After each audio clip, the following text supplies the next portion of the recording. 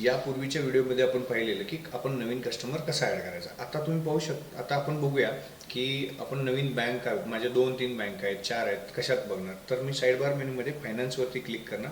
त्यामध्ये बघा bank and cash option आहे. त्याच्यावरती मी जेव्हा क्लिक करतो तेव्हा हा विंडो ओपन होतो, हा ब्राउझरमध्ये ओपन होतो. इथं ऑलरेडी माझे बँक एक ॲड आहे, नेक्स्ट जेनच्या नावानं ICICIची बँक आहे.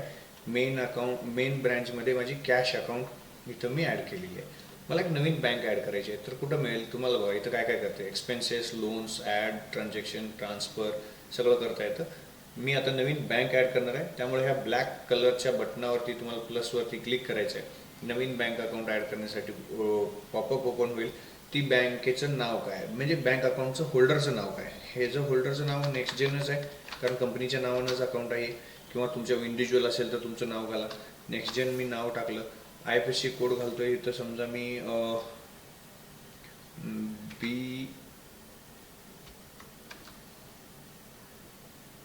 BARB 0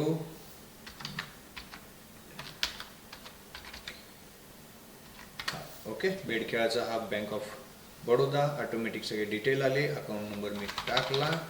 ठीक आहे. ओपनिंग बॅलन्स तिथं समजा माझे 25,000 रुपये तिथं बॅलन्स आहेत. हे मी असाईन केलं.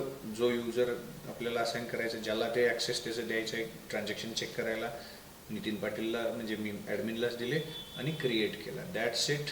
Okay, great. त्यामुळं काय झालं की आपलं हे बँक अकाउंट ॲड झालेलं आहे.